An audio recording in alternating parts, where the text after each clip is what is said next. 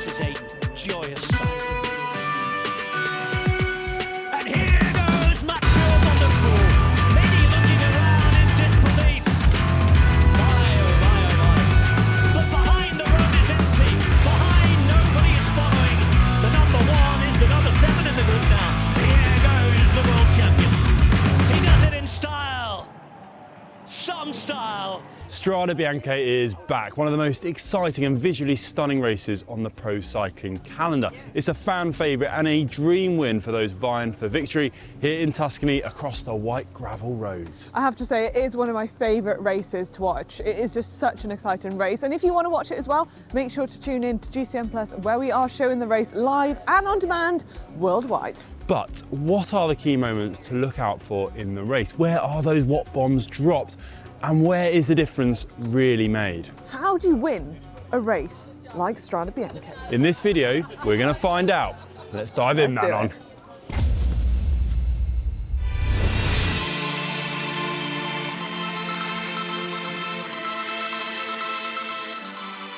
Right, let's look at some of the race stats then. Both races will be taking place this Saturday, the 4th of March. And the men's race will cover 184 kilometres with 63 kilometres on the white gravel roads over 11 sectors. The first sector comes just 17 kilometres into the race, and the last one with 12 kilometres to go. Arguably the hardest of those sectors is number 8, which is 11.5 kilometres long, which just goes to show the sheer distance of some of these gravel sectors. But it is not just the length which proves challenging in this race, because there are numerous points along the route where gradients of up to 20% will greet the riders, and those short, sharp climbs can often prove just as decisive as the gravel itself. The women's race, on the other hand, will cover 136 kilometres with 8 gravel sectors, and that totals up to 30 kilometres on the gravel roads. And then they'll be finishing in the famous Piazza del Campo, where we are today. It's not just the gravel on those sectors though which proves tough, because they are so exposed as well, and crosswinds can have a real impact on this race, as Alaphilippe found out to his disadvantage back in 2022.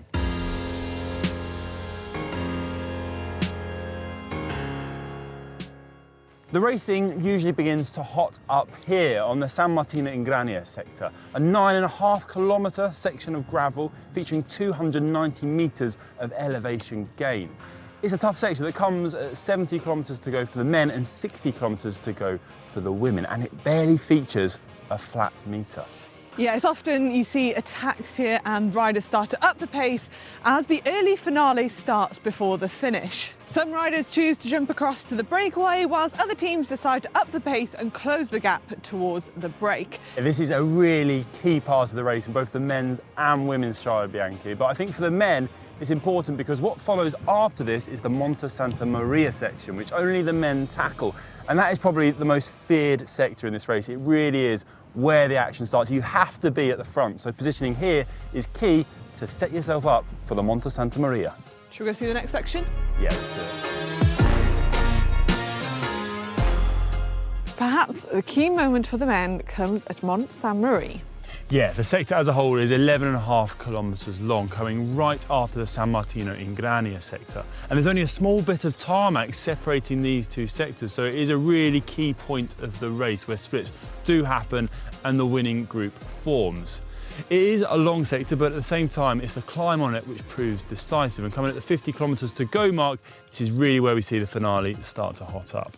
It was in 2021 where Alaphilippe upped the pace and dragged a select group of favourites away. That included Van Aert, Van der Poel, Pidcock and Bernal. It was also here in 2022 that Tadej Pogačar launched his winning move, attacking the descent, going clear on the gravel and riding to victory. So whilst there is still quite a few kilometres to go until the finish, it is possible to launch a winning move from this sector. The final sectors for the men and the women are the Col Pinzuto and the Le Toth. They are short, but contain some seriously steep climbs. They are the perfect place to launch a late attack or to put your rivals under a little bit of pressure, as they come with 25 kilometres to go. It was here where we saw Van Aert really under pressure in the 2021 edition, when he was dropped when Alaphilippe put in one massive attack. It was on these sectors that we saw a huge amount of attacks in the women's 2022 edition. Lotte Kopecky tried to go clear on the Col Pinzuto, and Van Vleuten put down her main attack on this very climb on the Tolf to try and go clear from Kopecky. A move Van Vleuten had used before in the 2021 edition of the race. It was also here on the Tolfe that Van der Poel had put down one massive attack with 12 kilometres to go to try and win the race, and it was really an attack which went down in all of cycling fans' memories. These are the sectors where you really need to make the difference, as you're getting so close to the finish in Piazza del Campo. If you don't have a sprint, if you're not confident in that sprint, this is where you make the difference. This is where you try and win the race before you get to that brutal final climb.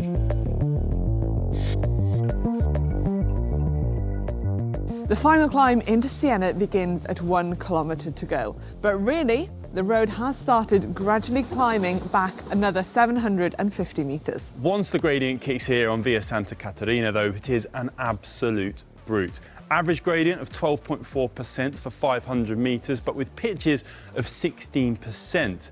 It looks steep on the TV cameras, but here in real life you can see, well, it really is an absolute wall. At this point, it is the strongest rider who wins. In 2021, Van der Poel flew up this climb to take the win, and Van Vleuten in 2019 and 2020 took the win on this climb. And Chantal van der Black put her power to good use in the 2021 edition, where she powered up this climb to take the win. The surface of the climb itself is almost cobbled with these thick Italian paving slabs, creating an even greater challenge on the actual climb. Because even if you get a little bit of rain like we have today, they get so slippy, and at the end of a long, hard race, it just provides that extra little bit of concentration needed to get up the climb. Also, it's so narrow too that it creates this kind of amphitheatre of noise when the race passes. Plus, you can see all the way down the climb, so any gap that appears between riders is painfully hard to close. The final corner at the top can prove to be critical. There's a slight downhill at 300 metres to go, and if the riders are all together, positioning is super important for that final sprint. Take Lotte Kopecky. When she won this race, she made sure she took this corner first, almost closing Van Vleuten into the barriers here before sprinting to the win in the Piazza just ahead of us there.